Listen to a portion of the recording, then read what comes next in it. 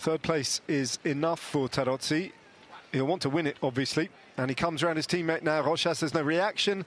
Marcellucci will let him just go to the front, and he will pick up 15 points in the Red Bull kilometre overall standings, and he'll move into first place. Plus, VF Group Bardiani are going to pick up first and second in terms of the prize money at the Red Bull kilometre today. So a very rewarding move financially for those two.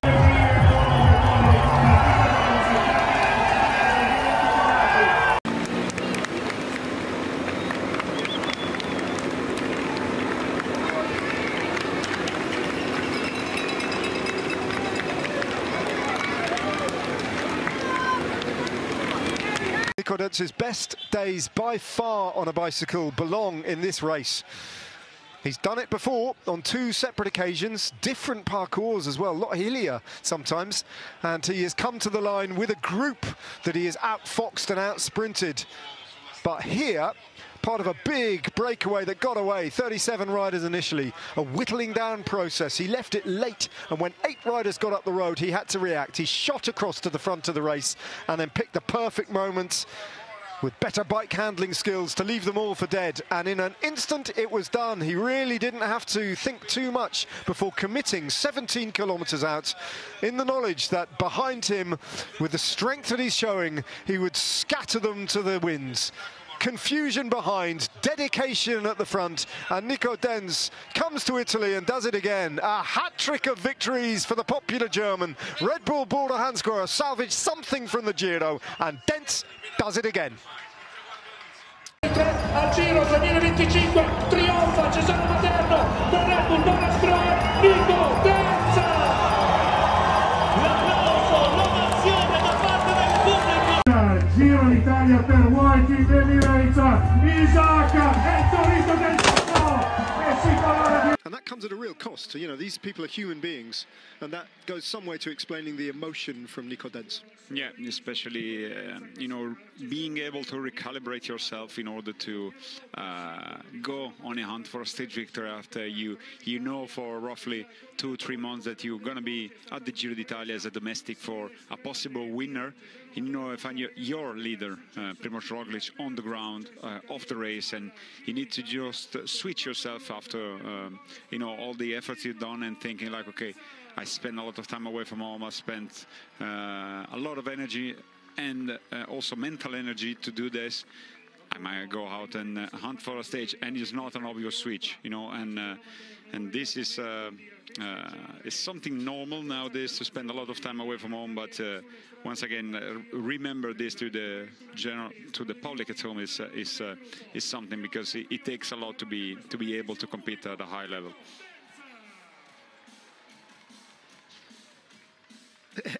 Nearly sprayed himself in the face there, the German. Quite a rock and roll attitude towards popping open that sparkling wine, playing it like an electric guitar. Good lad. Nico Denz does it again. Popular win, popular rider. And with hindsight, it always looks easy when you think back. You think, well, of course Nico Denz won. But he was very strong, and he was probably a little bit fresher and on better form than anyone else in that group. Yeah, definitely he was mentally very fresh, because when you race in with such smart moves, that means that you're present in the race and you're doing always the right decision, and this just come down when you're very good and in shape. And we talked about experience, didn't we? As soon as they entered the circuit and we knew those 10 riders were going to win the stage, or one of them was, we talked about experience, and Nico Denz has got more than anyone of what it takes to win a stage of the Giro.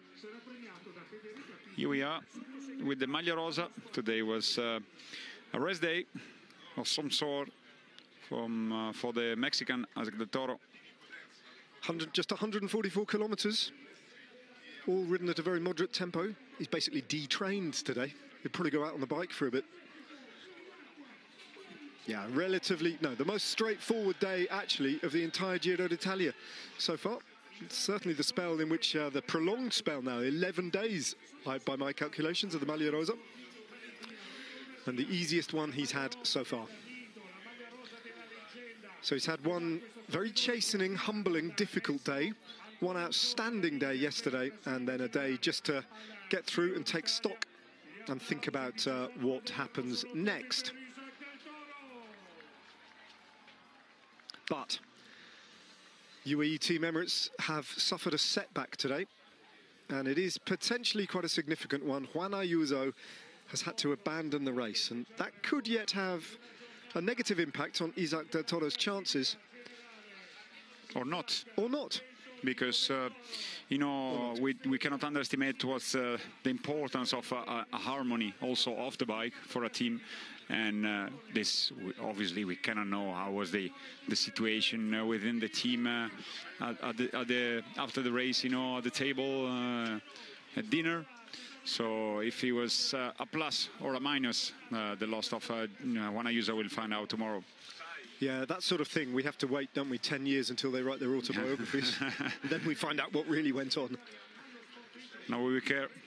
But definitely tomorrow is going to be race on for this man, Isaac Del Toro. So far, so good for the young Mexican.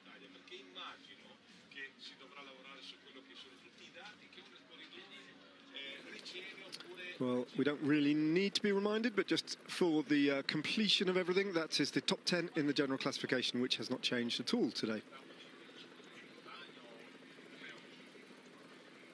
Still very tight, all the way down to Derek G, possibly at 1 minute and 57 seconds, who